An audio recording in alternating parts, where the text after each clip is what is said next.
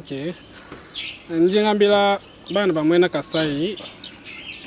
Toku kenga mutanchi mule. Jikenga jabungi.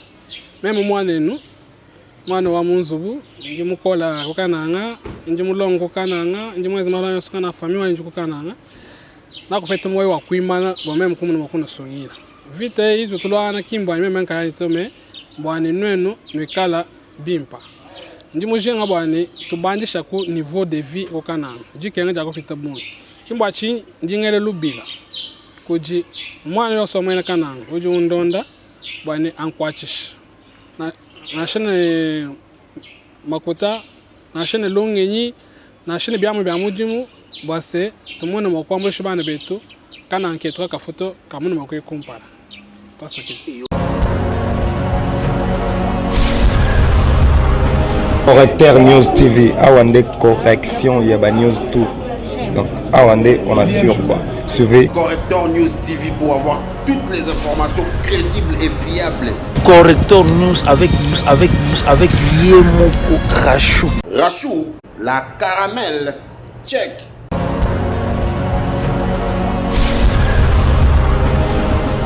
Très heureuse de vous retrouver, mesdames et messieurs. Rachou la caramel, encore une fois de plus, merci.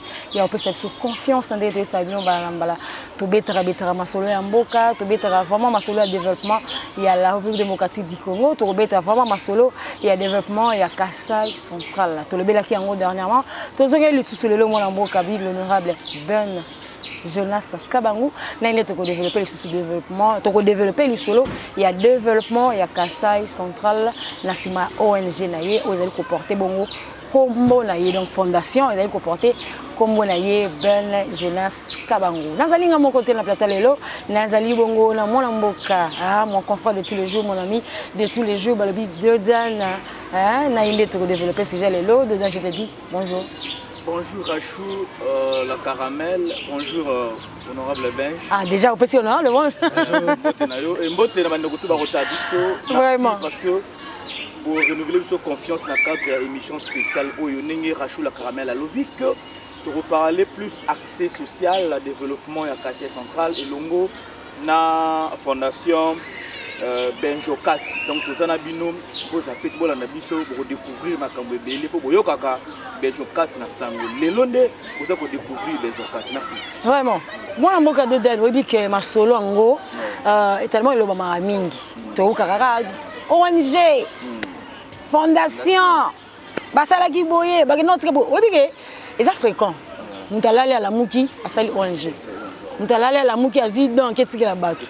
Est-ce que batu bazalaka na temps ya koyeba mutu wana biloko na zuya wapi biloko azo pesa batu est-ce que ezali na durée à consommation est-ce que ezali bien conservé mutu ayeka ka kitia sali dans oui TV filmé mais est-ce que batalaka vraiment ba donner ne ngoto lobela ngo lelo honorable Ben Jonas Kabangu. Ouais yende bana Kasai central ba opesa motema ba bi 2023 tu as vu que l'élection ezali ba installaki déjà ba membre ya CENI donc l'élection ezali donc yende en tout cas bana Kasai central ba opesa motema ambition na ye akosala ngo pona nini po to mona kaka fondation oh action oh soki nini bana malongi après oh député, ministre, Léo Touré, tu fongolé là, tu fongolé.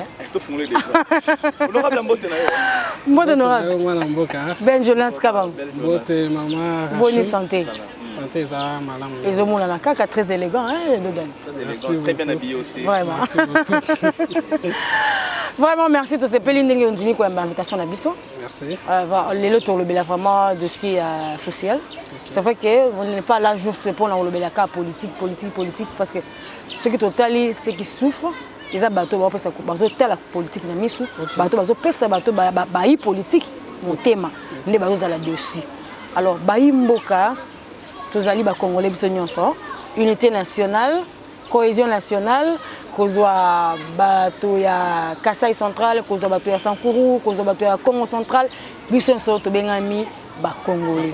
Alors biso eloko bengi biso mbangu avec mon confrère Dodan ezali koluka koyeba fondation na yo otiango na kombo na yo et inquiété biso pour la fondation, tout le monde a le cœur de la main. Oh, la main de Dieu. Le cœur dans la main. Le Mokabongo. Ça incite les gens à être volontaires à Moutouana. Mais yo, tu sais comment yo. Est-ce que ça t'es lobby pour comment on a comme un parti politique, pour qu'on et là on entrer en matière pour lobby aux à la visible dans le monde politique. Ok, merci beaucoup, maman Rachel.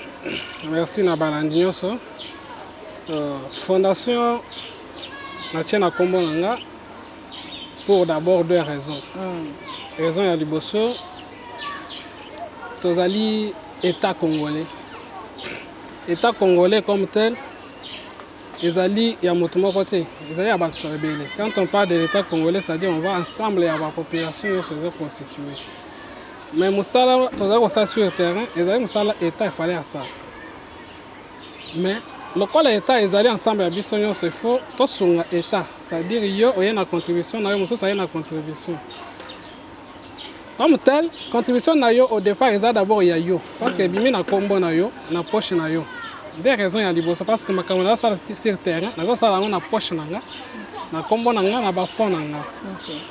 Deuxièmement, tozala na dénomination mibale na ba fondation. Comme bien la dénomination sociale. Cette fondation ezali lisanga ya bato. O atie loboko, o atie lokolo esali mwa fondation. Toko tchana komba mutu moko te tokoloka dénomination moko ezali nango commun. Ou commune, si je peux bien dire.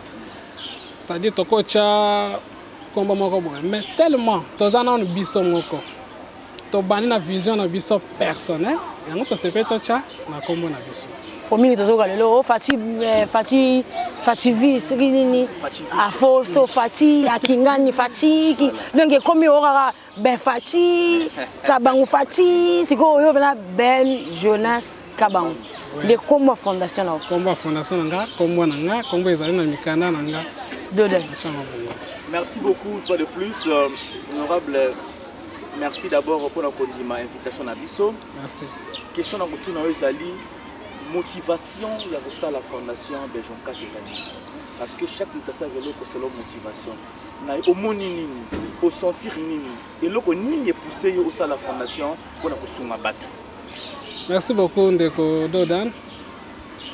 Nazali d'abord motivé comment na bandeko nanga na pasi tout en étant chrétien d'abord. Nous qui sommes forts, nous devons supporter les faiblesses de ceux qui ne sont pas forts. Ceux qui nous ont que yo lelo comme journaliste, ayebi que motomusu sazana simana yo okobenda yo lobi akokoma pe journaliste.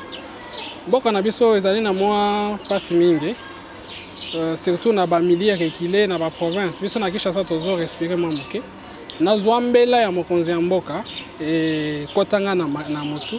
Alobaki le Congo, ce n'est pas moi, Félix Tshisekedi. Le Congo, c'est tout le monde. C'est celui du Kasaï, celui du Bas-Congo, celui de Kisangani. Nous tous, nous formons le Congo. Toko tikate mkozamboka anyoka mayemoko. Alors que place au Vandi, mon panzi na yo libulo ezali, okozela mkozamboka taya kozipa libulo ana. Yo moko mutoko ko salango. Place aux ali mwana moko azawana, akenda classe T, pour 5000 francs. Okozela te ke mkozamboka la seka gratuité. Sauf que yo za 5000 aux ans panzi wana, okoko salisa mwana wana ok. Donc natali que l'état c'est nous tous. Toko kotika te po batu tel bazali na position basala. Biso pe na niveau na biso ko sala, bango bakoko ya kolanda pona ko bakisa mwa eloko. C'est ainsi souci wana ya komona bande ko na biso bazali ko souffrir. Na le bino yangai muke nazali nango. Na ko kabola na bande ko en attendant l'état aya ko sala musala. Motivation nanga yango. Dodal motivation ya mwana mboka Ben Jonas Kabangu ezali comment na bande ko souffrir étant chrétien. Mais tout le cas la linga la moke lobamaka na vie de tous les jours bah ça les comprend batté on a ça les comprend intérêt voilà bah intérêt qu'est-ce que tu attends de ce que tu fais après bon la fondation selon l'action nanga na salango sur les personnes qui sont d'abord vulnérables oh bazana iloko européen sangati sauf intérêt mon spirituel peut-être les prières tout ça nazali ko salango na motema mobimba pourvu que ndeko moko te a souffrir na mboka na ye aussi longtemps que ya nazana lipa na loboko na sina liaki mususu na toni mais nazana ngo posate mais na kangi ngo moto akufi na nzala posa na ngai ezali ko soulager un peu bisika bandeko bazali ko souffrir. Mais c'est le niveau nini en retour. Pour le moment, nazo eloko en retour. Tu as besoin de quelque chose? Nazali besoin de quelque chose. C'est ainsi dans lobby que action nanga nazo sala sur ba personne aza vulnérable. Vulnérable a kopesa nga eloko te. Kopesa nga ndako kolala te, a kopesa nga elamba. Peut-être ça pour lobby apesa yo moko l'autre. Lobby apesa signature na ye. Nazo son aval. Ça dépend maintenant. Pour makambo mosusu tozwaka ngo à la base. Soko okei mais papa moto kingani topesa ki yevoa asalaka boye te. Mais yo topesa voa te zo sala boye. Tout yo kende. Vous voyez, makambo mosusu eyaka sur base ya soki base batindi yo. Tomona mokonzi ya mboka ko signer accord moko. Mais lokola base baboyaki a changeaki yango. Donc contre attente na ye contre volonté na ye asali. Biso ozali wana po tomona bato ba souffrir vraiment te. Tozali wana po tomona bato bakende liboso kosunga bato. Dodan, tozala lingala moko elobaka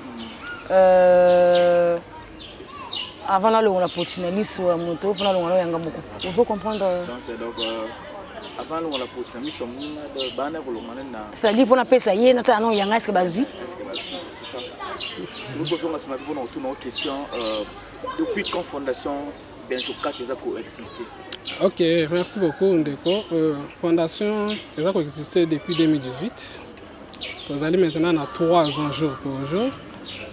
Mais l'action a sur le terrain est bandée au monde à partir de 2019, décembre 2019 jusqu'à maintenant. Mais bandé déjà en 2018, dès qu'ils ont bandé na CC jusqu'à tel point que nous avons moins structure sur place ou cause à la visible. Pour nous à cause à la musique, mais moi pour atteindre biso exact. Vous voyez que nanda ko na fondation moko ezali, non il faut toucher structure que bato baza musique ba ko atteindre biso facilement. Donc c'est 3 ans depuis que nous avons la fondation. Et ça libre action combien? Déjà voilà, ça libre action déjà combien et puis quelles sont les actions déjà palpables pour sali nini pour battre la biso bazo na ba comprendre oui ba. OK, to sali ba action mandambu. Mais tout le monde est stoppé parce qu'il faut tout changer façon à saler là. Pourquoi? Parce que Congolais nécessairement a besoin d'aller au Goliath. Bien au Goliath. Tous on a intelligents au Congo. Nous avons les ingénieurs qui chantent, nous avons les agriculteurs qui chantent, nous avons les cordonniers qui chantent. Tous on a battu belé ba yebi misala bazar chômer. Ce qu'on a na PC li palelo. A quoi les angolobi a kosenga les sources. Dans notre domaine tout tel misana na action tant bien que tout salaki. Tout le moyen à dévier côté na vision mosusu pour se différencier un peu na ba fondation mosusu. L'action est dans le belé. Je peux citer dernièrement nazaki na homme de veillard à Kabinda.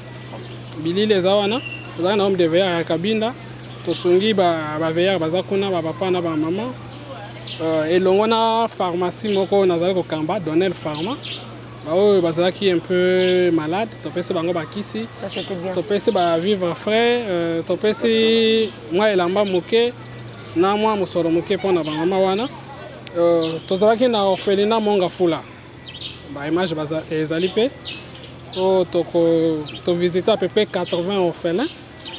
Bazalaki wana tomi bango d'abord na losambo to sangai na bango topesi bango conseil que statut bozui lelo moto asengaki yango te. Nzambe muta imposer puis mais ayebi que en arrière plan ba toso bazali ba kozwa place ya ba parents na bino.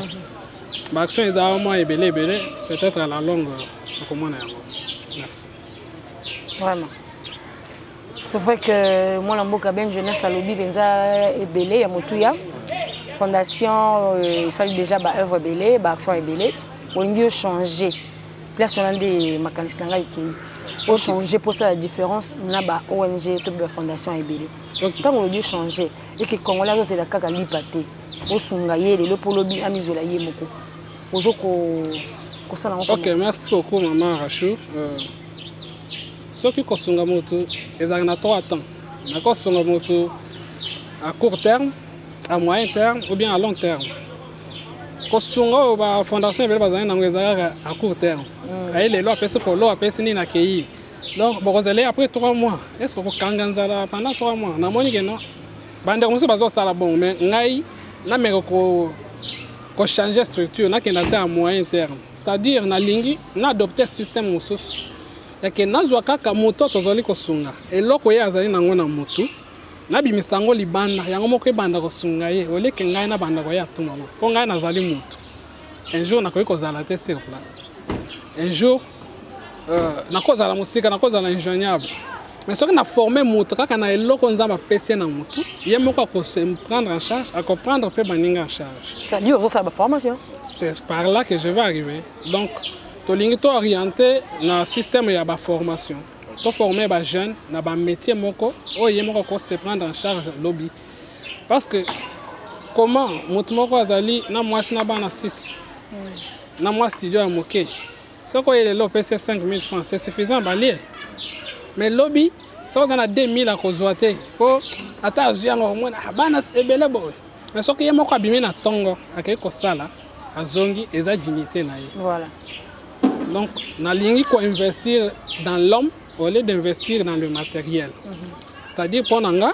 toforme motu tozali na misala ebele oyo tozo néglige ne fils que kosire sapato ezali mosala mais au visé déjà nini parce que il faut former l'homme qu'est-ce que tu as déjà fait ou qu'est-ce que tu envisages oui. J'envisage dans les prochains jours ouvrir un centre de formation au Bino Borozal invité à l'ouverture officielle où tu former ba filles mères donc toutes les filles au babota avant comme un peu entre guillemets nettement inutile bazali inutilité bazali utile tu former bango na ba métier comme kotonga tu coupe et couture tu coach peut-être esthétique et coiffure tu coach peut-être misala eza ebele bamosusu bazosala badécoration ya bandako ya banini bana mibali toko-oriente bango peut-être na cordonnerie kotonga basapatu bamosusu toko-oriente bango na kosala misala moko tozali na baespace ebele ya kosala peut-être misala ya bilanga bamosusu toko-oriente bango na kofabriquer. Vous savez, nous avons beaucoup de matières premières au Congo. Mais tu peux à tout moment, na moi Gillette, il faut et au Taliban. C'est ça. Tu peux fabriquer des bilans sur place. Tu te kiango et sungi ba. Tu les coquins na ba étude ya milai peut-être Rosana Makoki on a été recruté sur l'université. Ne fût-ce que ba formation. Peut-être ba muso sur orienté ba na ba informatique. À peu près, tu colloques moyen à affecter bango.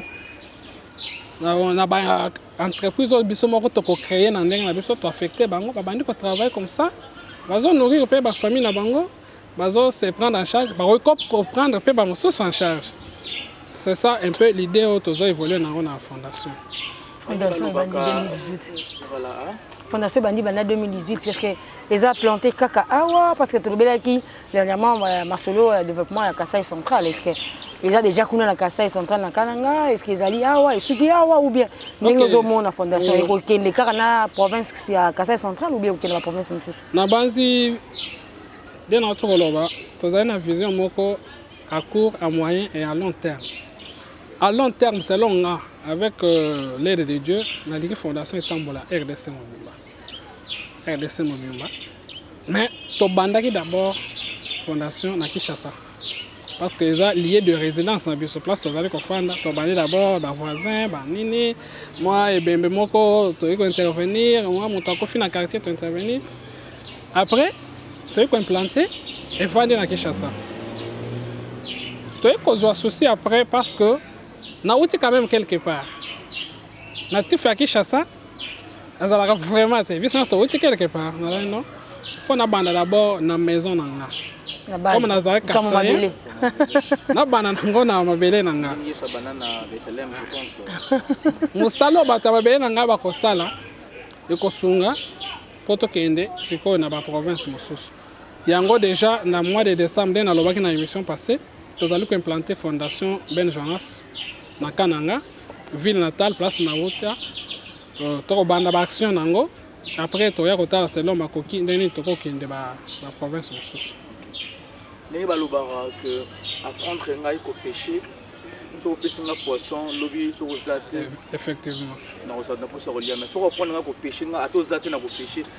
Félicitations Fondation Ben Jonas quand même na ba initiative à malamu merci dimisa tuno question bana kalosaki wapi parce que le développement ya koyamboka bana kalosaki wapi lelo o déjà oza député te maintenant mamukazi boso komisiko na kati assemblée nationale c'est que au sein encore plus. En tout cas, merci et félicitations.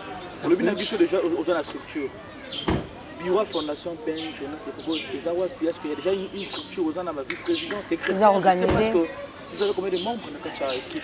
Ouais. Ça doit être na soki nakoloka peut-être parce que tolingi toinstalle na baprovince mosusu mais mpo na Kinshasa structure ezali déjà oyo ezali kotravaille ngai nazala kaka ne fils que liso tozali na bacordon tozali na basecrétaire tozali siège na biso pour le moment tozali na limité Funa première rue Funa avenue Mutonkole numéro 9 nde siège ya fondation Ben Jonas ezali banzi numéro na ngai napesaki la fois passée structure esi efandi n'est-ce que tozali komema ngo na kananga kuna nde tokoloka moyen ya kotia bato mosusu oyo bakotravaille d'arrache-pied pourvu que mission na biso objectif na biso d'ici juin 2022 ezala atteint.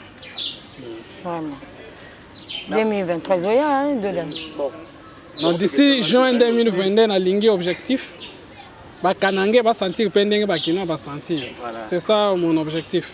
Je sais pas tous les alibes ambition politique et la ciment la paix. Sauf que pour dévoiler bison quand même. Non, vraiment na banda fondation nazaki na ambition politique té. Mais quand même na vai na tangi kanda. Na bino. Nazo linga na sa makambo minene. Mais moko moyen ezali limité. Et aussi na moko na biso za ba loi. Oko sala action mosusu soki étape sur autorisation té. Par exemple, liboso ndao na yo zele baby. Ezanzela monene mitokele kaka. Mais pour ça là il faut autorisation à l'état. Yana moni ceux qui ont na pouvoir à l'état sima okokende plus rapide que ndengo zokende yo moko. Mais tout doit commencer par la base. Nazali ko sana makoki nanga, mais ceux qui base va décider que non, lokolo zo sala boy il faut to tindika yo. Pour nini na koboya. Bako tindika nga ne fils que pour lobina sala plus que ce que je fais. Bon, mais jusque-là, à moi-même, ambition politique et alité. Je vais d'abord action dans le gang d'abord. Mais je suis déjà député. Bon, combien de gens sont déjà honorables? Combien déjà honorables? Comment je suis premier jour à l'université, je suis journaliste. Je suis médecine. Premier jour, docteur. Donc c'est normal. Pour faire du bien aux gens, il faut être député. Non. Les gens bateau bazali wana pona kosonga. Mais bango moko nde bakotala. Vous savez comment? Parce que ce qu'on continue à pouvoir public, ils ont d'abord pona yo té. Ils ont pona yo individu té, mais ils ont pona bateau. Les autres. Mais comme on a passionné ya bateau, ceux qui bakotindi kangana kende, na ko kende ne fils que pona ça ya bango bolango. Ok, ne pas cela bon 2023 il n'y a pas longtemps bah élection zoya tu es déjà parce que biso doza qui coup de fil après émission à Liboso bah benga qui biso pour dire que non en tout cas biso to pesa et confiance to lingi aza la députée na biso ya Kananga. Alors tant na yo ki ba balobi ndengwana ne la ba ki prochaine occasion na tout na yo ce que comme il est le député na Kasai central Nini osala ya malamu ono badasalite. Ok, merci beaucoup Mbaracho. Tozana en 2021 na olinga émission ils allaient archiver. To bombango. Comme ça lobi batu nanga ke oloba ki boye, osali boye. Voilà. Na ko loba te ke na kolongola passe nyonso ya Kananga. Parce la fois passée na loyebisa ki yoke na botami na passe wana, na koli na passe wana, na tangi na passe wana silisi. Mais quand même souci nanga eza tout le monde a un niveau basé en top parce que la députation c'est 5 ans. Mais le développement en Mboka est un programme continu et qui est dans la musique. Oui. Donc dans le 5 ans, tout ça est nécessaire, bah pousser paix. Ce que moi la fois passée je m'attaquais à la députée, c'était parce que 2006 topé c'est pas tout voir. Si tu comme 2011, et là comment côté province sera place les alaki. Tu 2011, 2018. Province sera place les alaki Koutou, ils ont qui ciment. Na habitation aux Bilili à l'aéroport à Kananga. Dernièrement, à l'aéroport, on a les lits. Je me demande ce qu'on va faire tambola, on a dit pour tout ça. Pourquoi? Yango biso so to koti, so ki nzamba ko so ki bato ko pesa confiance to ko bazo benga yo. To ko loka moyen ya kolobela coin wana. Parce que chaque fois total na ba RTNC total ka ba plénière. Na mitu na kama député na biso 6 wana ya Kananga baza wapi? Vraiment. Baza wapi? Na mwana kata mutu moko loba te ke pa na biso na communauté nzele za boye, pa na biso aéroport za boye. Baza loba te. Continue avec bien na kota na fimbo na okefia kola. Baza loba te. Kota siko fimbo ngo okefia kola te. So bazo lati sa chapeau mokonzi ya mboka. Oh, mais ye pe azaka sa mpona nini asali te. Alors que mokonzi ya mboka akosala likambo na ndenge na ye te, azolanda ba norme na ba loi. Il y a les ministres Kanangé, baza wana ba ministre. Ezala ba député, ba uti kuna. Mais il faut baloba. Il faut basala makele mokonzi ya mboka yo ke basali makelele comme ça a ordonné quelque chose et ça là. Yango na yebisi bana Kananga soki ke ba kopesa ngai confiance. À partir ya maloba na ngana musana ko sala po na za déjà mon terrain. Na ko pousser un peu le gouvernement à coagir pour la évolution de la ville de Kananga. Vraiment. C'est un peu ça. Je suis sûr et certain, tant que mon Kananga, ça a un souci. Ça a un souci, ma casse. Souci, ma casse. Toyoki dernièrement, on va que courant na Kananga izate. Mais pas si, surtout le courant. Babi moli les ali à l'instant tout le courant izate. Courant izate na Kananga. Mais il y a des gens qui sont passés par là, bazala ba gouverneur, il y a bateau ba bimpe kuna, baza ba bateau baza ba tobe on ba bateau baza ba grand na ba faire, ba leader bazali, ba notable bazali, ba président, ba structure, il y a ba nini, ba parti politique bazali, bana originaire ya Kananga.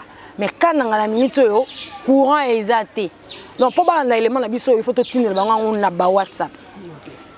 Maman, na cause zonga moi mukesi mako yebisoke. Mwana tana makomia nzambe. Kaza mutonto bando benga Goliath. Anyokola ba to fort. Mais il fallait mutu moko telema. Ya kamana. Bazo nyokola bino fo nga bena telema na kata mutu na ye. Donc développement ya Kananga, il faut seulement un Kanangé à telema pona oloba. Pona ko rafraîchir mémoire na yo, nazaki encore à Kananga en 2007.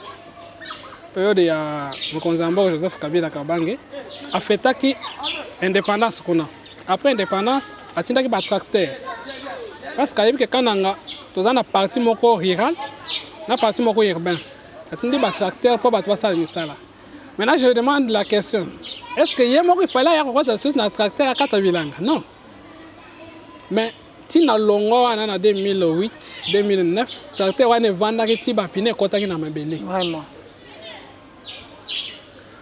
Je prends encore un autre exemple. 2018, avant que tu commences à l'élection, chef de l'État, Joseph Kabila Kabanga à l'époque, a inauguré centrale moko énergie solaire. Ça devait alimenter toute la ville. Il a fait sa part. Est-ce qu'il fallait y aller sur Kangisa Basinga? Appeler Sampoul? Non. Les Kanangais qui sont là, le gouverneur qui était là, les députés provinciaux, les ministres provinciaux, les ministres nationaux, qu'est-ce qu'ils ont fait après le geste du chef de l'État pourvu que l'investissement est sur la batte? Ils n'ont rien fait. Vous voyez? Donc, il faut un chapeau là, c'est votre système. Donc, les problèmes à Kanang, ce sont les Kanangais eux-mêmes. C'est ainsi pour les moments courants, ils étaient. Au moins, dans la ville, dans la ville, nous avons mis cantine dans Moutou, avec le Maï. Et n'oubliez pas, l'hymne national que nous chantons aujourd'hui a été composé là-bas.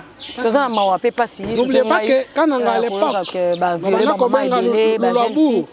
c'est là où devait être même la capitale de la RDC. Parce que du point de vue géographique, quand on est à 4-4, il y a RDC.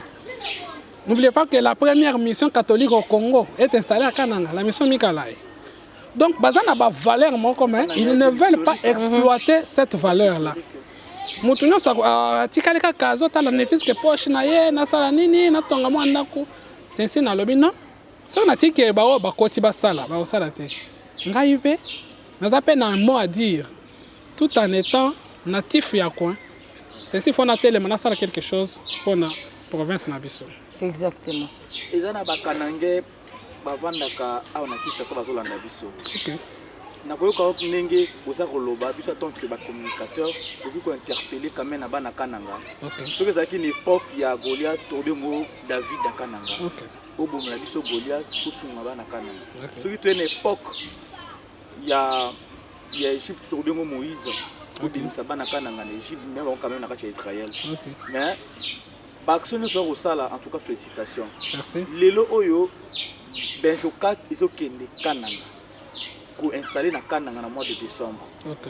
Est-ce que vous pouvez expliquer peut-être quelles sont les premières actions au Kogi pour ça là tant aux coma l'installation il y a fondation kuna pona esengo ya bana kananga donc moi première action et cause à la nini selon vous. Ok.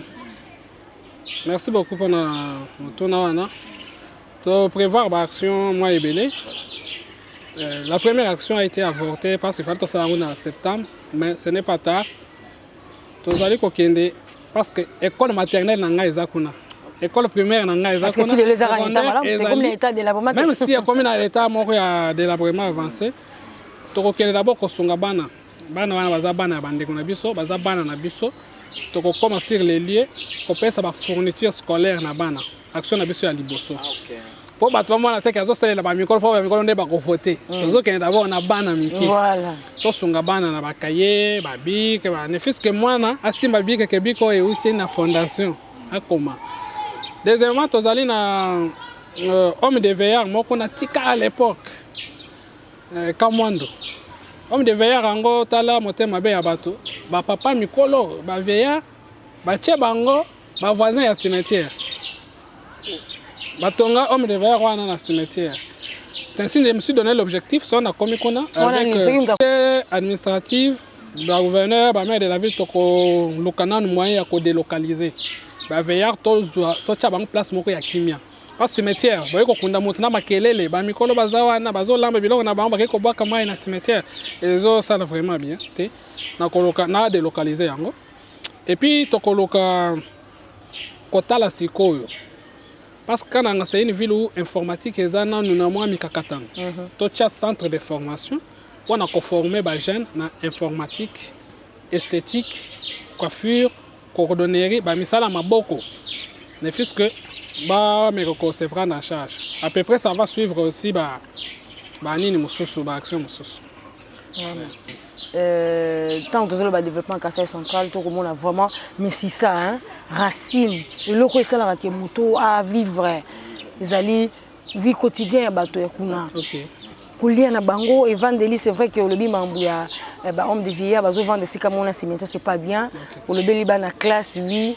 Mais au tali ba mamonté parce que bango de ba kotonga libota bango de bazali ko kamba société en tout cas. Ok, en partenariat avec Logique Print, on a salué le directeur de loin, notre grande imprimerie de la place. To kofourner d'abord ba maman ya Wenze. Parce que dernièrement maman moko Wenze benga papa. Moni Wenze batonga ki hier yo zala ki awa eza susu bongo te moi. Le moyen ko chaba mawana na moi sens moko bien c'est si tozana ba parasoleil moko ya qualité moderne auto ko kabela ba mawana po ba vendre na ba condition ya bien aussi ils ont un problème ya mai kuna selon ba pète to ko zoa mai ils ont moins difficulté tellement la régie des eaux est bien bazali ko fonctionner donc le moyen na 5 communes ya Kananga to cha au moins par commune forage moko ya mai le fait que pour fournir bateau na mai. Après tout ça ba maman nde ba boti biso il faut baza na ba condition ya malamu. Mais est-ce que vous êtes au courant que pour na courant ils a passé na Katanga na Kananga ba violer ba maman ba violer ba jeune fille formation bimangi lelo. Nazali au courant ezo sala pasi mingi po ba maman na biso bazali kuna ba yaya na biso bazali kuna. Dès le développement, ils allaient les cambier à mon côté. Dans quelle mesure pour sécuriser ma maman? Parce que la sécurité commence par l'électricité. Ce qui maman lali, comme on a monté à 100 mètres, c'est parce que l'obscurité est allée. Bon, avec le système, le système solaire, le moyen n'est pas installé parce que moyen c'est une ingérence nationale les a vraiment bien été. Si possible, qu'on puisse attaquer un panneau solaire, une batterie, ne fût-ce que Moutsoka Tcheli Kolo, moi, il est Dieu a déjà tout prévu. Et Nabutu Azana, na moi lumière. Au finish, petit à petit, lorsque tu es sur le terrain, tokoyeba makambo mosusu tokoajouter. Niveau souci aux anons pour Nakananga, des autres moi équipe, moi, toutes les informations. Oui. Non seulement équipe, non seulement équipe parce que toute ma famille est là. On a dit que na botami kuna na kole kuna na ye koto kotanga. Mais ce qui est nzamba même son niveau il faut kotala d'abord place to uti ezali ndenge nini. Parce que nakananga ce kotangi bato bazana bandako vraiment digne de leur rang. Parce à la 20 té. Parce à la 20 té. Ba leader alors que potentialité non ezali kuna. Potentialité non ezali kuna mais bazo zanga matériel. Vous voyez? Ah, bien sûr, tu as un ciment. Mais bon, on va dans ma belle, on a ça, l'équipement même fois 100. Potentialité, non, c'est ça. Il faut qu'on forme l'entreprise dans le matériel. Parce que organiser une entreprise, c'est lui doter des moyens pour son bon fonctionnement. Mais bah, tu as aller. Bah, on fait un talent dans bango. Il faut que tu aies ce talent. Tu peux savoir toi dans ça là. Bon, côté Bilanga. Côté Bilanga, on a une partie rurale.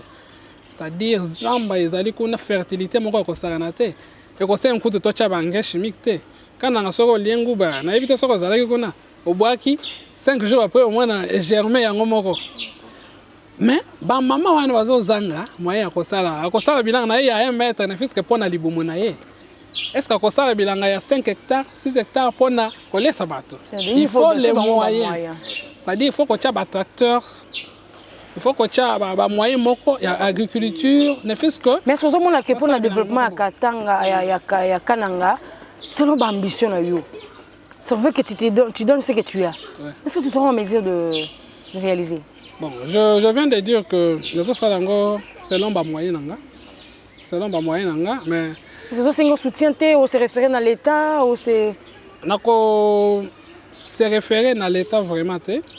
Mais nous se référer à moto kanangé comme nga ou bien muso ça non kanangé mais peut-être ça associé à mboka na bango voilà so ka linko sunga biso toza ouvert voyez mon cher na mon vision eza bien qu'est-ce qu'il y a toyokani partenariat ezala kanango c'est ici na introduction na lobby na tia d'abord comment nga parce que c'est moi même on a d'abord en action ce qui va nous ba sungi biso ça va aller de loin mais investissement tozali ko sala mais tu as besoin quand même de na début et coûter biso mais on que na retour ya ngonde ko songa biso parce qu'on peut ça va tumisala wana 5 ans 6 ans après donc c'est ngoli société bango pe ba ko banda ko zwa en charge ba tumisala mais on a quand même besoin de soutien. Nous avons besoin de soutien, nous avons besoin de soutien. Le mouvement est comme ça, présent comme le partenaire. Présent partenaire. Pourquoi pas Bissot? C'est pas partenaire, non? Oui. Son partenaire a des boulot pour Kundango, c'est pas quelque chose de facile. Il boulot parce que il y a des choses au Bissot au Botama, babundaka nango ti lelo. Sauf que quand on est courant, bazana shit munene, shit katende. Ce qui va réhabiliter Ango et qu'on servir non seulement quand on a 3 provinces, qu'on servir Kasaï oriental, Kasaï occidental, na Lomami. Mais bon bima biso zabana yoki gouverneur azwa 22 millions. Avec kozwa banyongo na Chine ezalakati lelo. Mais pas les lutte na le poto sala. Mais esimbate. Lutte ne ko banda wana te. L'État parce que nous avons un cas de l'État. Ça, ce sont des dettes publiques. Tu as repoussé Bango. Nous avons d'abord un social. Mais ceux qui n'ont pas fait ça, ils voient une place dans le Yangoana. Il y a une émission à l'archive. On a reçu la première fois dans l'estrade, on a première chute. Parce que ça va alimenter. Courant et côté, industrie. Et quoi nango, chômage est aussi là. C'est parce que le courant est insécurité peut vous aller soutenir. Insécurité vous allez. Merci beaucoup. Vraiment. Je pense qu'avec en collaboration na corridor il y a logique print, je vous avez diffusé na Kananga. Fait comme la bakananga nyonso, ba comprendre quand même message oyo ezali. Bazana courante de l'entretien de bana WhatsApp. Yango tozolo baki. Ba groupe électrogène, ba groupe électrogène. On se na ciné vidéo, WhatsApp quand même. Ba ka message oyo. Je pense que médias sous mingité Mais est-ce que déjà, vous avez en contact avec quelques notables quand même, Kananga, ou soit quelques leaders à Kananga? Il y a un Tunagi Dodan. Ma belle, Bingambe nango. Aska oui, c'est biso teke na Kasai central, Kasai central. Bingambe akuna bazate, ba leader bazate. Tolo ka rappelle solo ya soki structure, soki Sinajeka. Sinajeka eza moi structure moko munene c'est pas quelque chose de facile. Leader nango. Et Denis Kamba qui je salue, donc ça mutu pas mbaté quand même. Est-ce que vous avez contacté quelques personnes pour na? Bon, donc on pose la question, yo moko so za déjà na partie à réponse. Ah, on a quelque chose qui a évolué dans ma structure na biso ya Kasai, Grand Kasai. Les structures moko ya mukete. Bon, tamboli Kasai n'est pas cité. Au tamboli au tira le roman na structure ya Grand Bandondote, ya Grand Équateur ezalaka. Mais au moins Grand Kasai yo moko yebi et tokuta na kuna nde makambo ezalaka. Donc nazali d'abord na appui ya Grand Kasai na mwana mboka Denis Kambai. Wana mokonzi na biso de après ça ba idéologie pour un jour alobaki ke makambo so supposé regarder l'état sala yo moko pe na ndenge ya ndenge alobaka na chilombo na ndenge ya chimba mbila oko sala donc ngape na bandi ba so na ndenge ya chimba mbila donc na zelite ke muto ya so ngana banda na no bongo na yebi ke vie Denis Kamba eza na sima na bakonzi mosusu ya Kananga bazali ebele bakande mupompa ba Claude Landré Lubaya bazali ebele. Mais ce qu'on a bandé action de Baroya. Mais ce qu'on a rebêté la baronne, on revient dans les salles de Zélana. Yango, on a d'abord premier pas, Bango Barolanda. Vraiment. Alors, bateau Tangi, leader Tangi, Barolanda. Je veux vraiment que, au la caméra en face, on lance un message pour la bateau Tangi. Surtout parce que tout le est vraiment développement à Kasai central. Bato baleki wana ibele yo moko lobi awa otangi wana otiki difficulté wana okoli obimi ozomona difficulté zali kaka.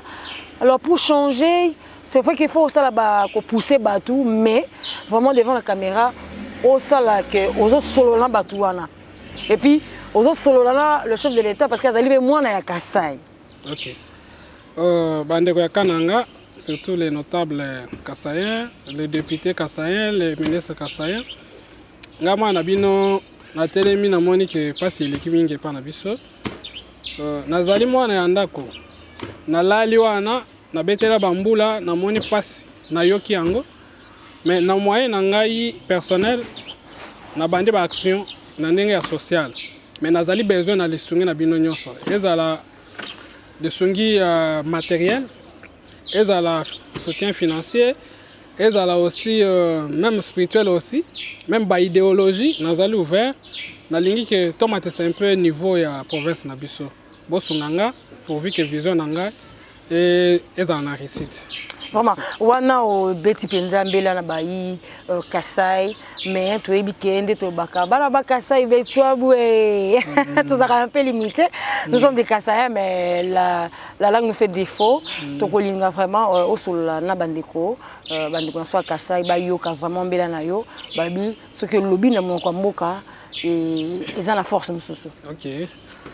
Njinga mbela bana ba mwena Kasai tokukenga mutanchi mule jikenga jabungi même mwana wa munzubu ngi mukola kokananga ngi mulongo kananga ngi mwezi mala yosuka na famille ngi kokananga na kupeta moyo wa kuimana bo même kumu makuna songira vite hizo tulwana kimbo même nka itome bwani nwenu nwekala bimpa ngi mujenga bwani tubandisha ku niveau de vie kokananga jikenga jako pita bungu kimbo achi ngingele lubila koji mwana yo somena kananga uji undonda bwani ankwachish na shene makuta na shene longenyi na shene byamu dimu bwase tumone mokwambo shibana betu kana enquête ka photo kamune makoy compara